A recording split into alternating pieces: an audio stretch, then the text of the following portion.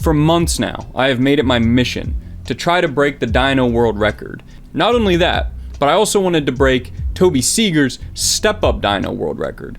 But something has happened that has drastically changed the difficulty of this challenge. Not only does Toby Seeger have the step-up dyno world record, but he now just officially broke the regular dyno world record.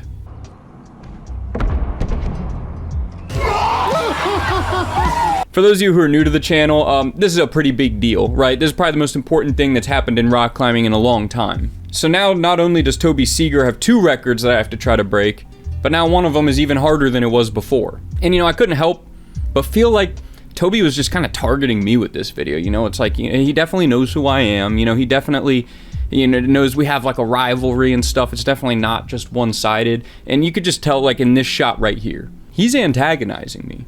And I just won't stand for that, Toby. I just won't. So I'm gonna reach out to some people, I'm gonna get this set up, and I'm gonna break that world record.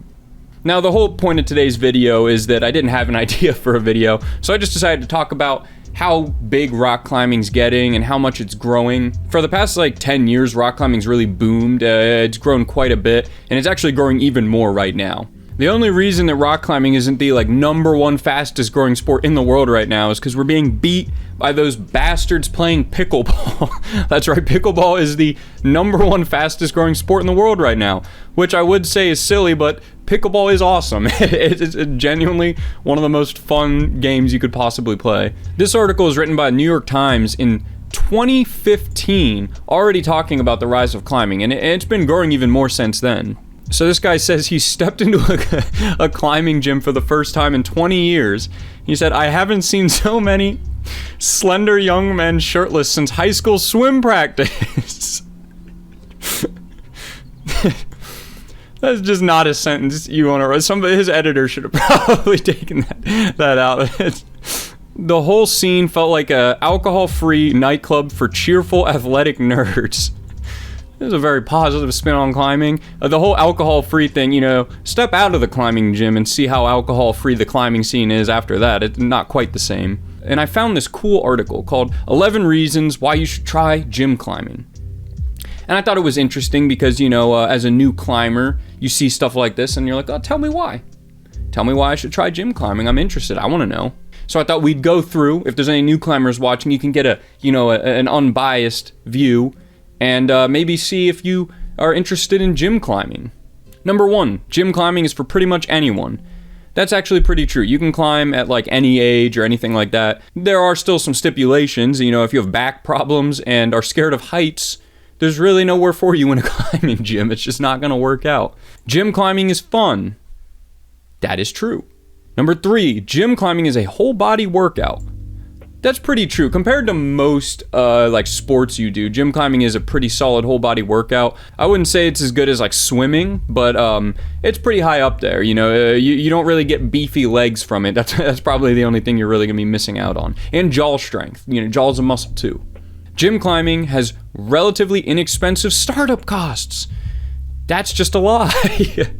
That's a very middle-class thing to say. Monthly memberships to a climbing gym are usually equitable to a normal gym membership. So if you're comparing climbing to like weightlifting, yeah, it's pretty similar, like you pay monthly to go in. I think what this article fails to realize is a lot of people don't have money to get a gym membership in the first place. And there are a ton of sports that have like negligible startup costs. So to say that it's an inexpensive startup compared to other sports is just a lie. Like if you and your friends want to get into basketball, you can all just pitch in to buy one ball and you'll each spend like $5 and then just find a free court to go start playing basketball. And you're pretty much set. You don't even need basketball shoes. You can play in tennis shoes.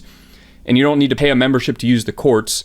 Same thing with soccer, right? You can find soccer fields anywhere. So, it's not skiing expensive. Like skiing is like the most like upper class expensive sport you can do.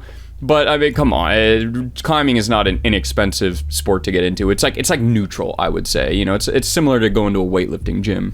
Number 5, gym climbing is great cross training. That's kind of vague. It depends on what. Like for endurance sports like running and swimming and stuff, no. Not at all. For like weightlifting, yeah, I would say so. Like if you're into weightlifting, you can rock climb to like help your grip strength maybe and stuff like that, but I feel like you get that naturally from weightlifting a lot of the time anyway.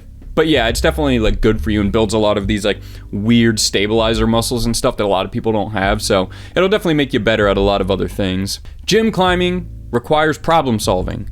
That's probably the most accurate thing on here so far. It definitely does. That's why like half the climbers you meet are in engineering. And then you realize that like the engineering students, those are all the ones sitting on campus off to the side, like solving Rubik's Cubes and stuff like that. They're the ones that are going to the climbing gym because they want to solve more problems. They don't get enough of it at school. Gym climbing progress is initially very fast. I like that they put initially in parentheses because it is initially very fast progress. And then, you know, it exponentially starts to flatten out, and then progress becomes almost invisible sometimes. This also leads in, I've ranted about this so many times, why I hate gyms that sandbag. Because gyms that sandbag grades, especially the ones that like egregiously do it, they only really affect new climbers. Like if you climb like V4, V5 and you go to this gym that sandbags and you're stuck climbing like V3, you're like, oh, this is annoying, but I still have everything from V0 to V3 to climb. But it's the new people who come in and they're trying to get into rock climbing, and they're being told that all they can climb is like the occasional VB, like beginner climbs. And I think that's the main reason why I just don't like sandbagging. It's just like, it's annoying for everybody, yeah, but it's also, it just really discourages new climbers from wanting to get into the sport. Number 8, gym climbing is a great way to make friends. Not if you take it seriously. You should be in the gym training all the time. If somebody tries to talk to you, they're trying to bring you down and stop you from training.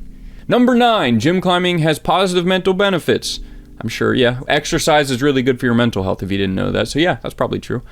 Number 10, gym climbing will help you develop a new vocabulary. I like that one, that's funny. That is very true. You'll learn a lot of really silly sounding words. I want to see what words they have. They have beta, crux, juggy, crimp, and red pointing. Oh, they missed some good ones. Dino, right? I don't know why that's not on here. It's probably the most important term in rock climbing. Dinology. Dynoist, dinoebriation, right? You know, that's dangerous, but it's a real thing. Number 11, gym climbing will become your new obsession. Hey, you know, that does happen a lot. Usually I would say this is a little optimistic, but people really do get, like, climbing is one of those things that people will go one time. Usually, you know, not to brag, but usually it's bouldering, but people will boulder like once and then they're just hooked. Like they can't stop doing it. So yeah, pretty cool article. If you're new to climbing, you know, you get some information on whether or not it's something that you think you might like. Actually, you probably didn't learn anything because it was mostly just me sarcastically talking about the article. And if you're also new to climbing, but you're interested in like outdoor, something kind of cool that happened recently, Sean Rabitou just sent Megatron, which is a V17. For those of you who don't know who Sean Rabitou is, he's a rock climber and he's pretty strong. I'm not gonna lie. He's a pretty strong climber on a scale of like speed climber to Alex Honnold. He's like an 11. So I hope that helps some of you new climbers, you know, to figure out just about how good he is. So for all you new climbers who might be watching this, it's important for you to know that there is one style of climbing that, you know, kind of surpasses all others in just coolness and really every other metric. It's called dynoing, and there's an entire subreddit dedicated to it called r/Church of Dinology. We got 6 new dinos this week. 5 of them are from the same person. Josh Climbs, thank you for sharing your dinos. I'm going to show my favorite one because I think this one's really cool. And you know me, I love a good step-up dino.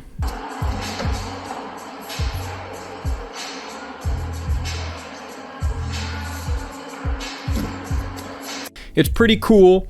Josh Climbs, you have a promising career as a future dinoist. Let me tell you something. This next one is from Guy Without a Life. I like the name. It you know, it hits close to home. Fun, easy little dino. Not a world record, but taught this belongs here. I like that you threw a little accent in there. Like, I just taught it belonged here, you know?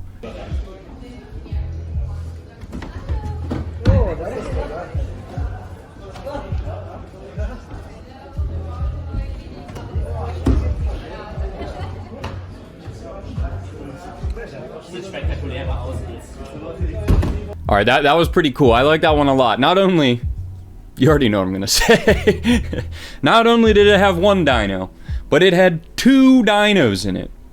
Those are pretty difficult looking dinos. Those are no joke. That's a really cool boulder. Whoever set that should be proud of themselves. You know, they're doing the Lord's work here, you know, setting dinos. Pretty cool stuff. I like it.